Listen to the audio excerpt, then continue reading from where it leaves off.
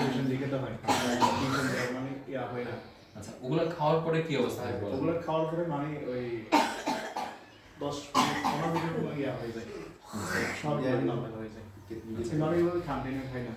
বুঝছি না। এখন তাহলে আমি আপনাকে বলি, আপনার সমস্যাটা আমি বুঝতে পারছি। আমার মনে হয় আপাতত আপনি ইকোস্প্রিন ওষুধটা খাওয়ার দরকার নেই। আমরা 15 দিনের জন্য আপনাকে কিছু ওষুধ দিচ্ছি, ঠিক আছে? তাহলে আপনি 15 দিন এটা কন্টিনিউ করবেন, ব্যথা থাকুক না থাকুক। প্রথম কাজ এটা।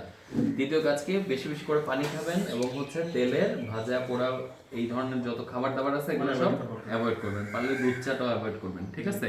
এগুলোর পাশাপাশি আরেকটা কি বললাম, বুকের ইসিজি পরীক্ষাটা একটু করেন, কারণ ইসিজিতে কোনো ধরনের অ্যাবনর্মালিটিস কোনো কিছু যদি আমরা পাই। আরেকটা কথা হচ্ছে জি বলেন। হ্যাঁ, এই গত মানে 1 মাসের মধ্যে আমি খাওয়াটা নিয়মিত হচ্ছে না।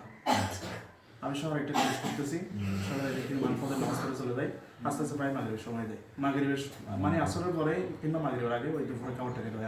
তো তাহলে সেটাও একটা কারণ, বুঝতে পারছেন?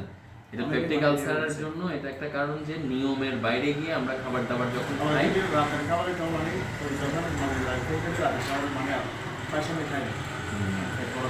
বুঝতে পারছি। আপনি একটু খাবারের টাইমটা একটু ঠিক করেন, ঠিক আছে? এটাও কিন্তু একটা কারণ। হ্যাঁ, হইতে পারে। তাহলে আপনি খাবারের টাইম ঠিক করবেন, যেগুলো উপদেশ দিচ্ছি সেগুলো মানবেন, ওষুধগুলো বরাবর খাবেন এবং পাশাপাশি ইসিজি পরীক্ষা করবেন। ওটা করে একটু আমার সাথে রিপোর্ট সহ দেখা করে যাবেন। হ্যাঁ, মানে আপাতত 15 দিন এগুলো 15 দিন এগুলো চলবে। আর এর মাঝখানে ইসিজিটা করবেন, করে যদি পারেন সামনের সপ্তাহে নাকি 15 দিন ওষুধ চালানো পড়বে। না, এটা করাই ফেলেন।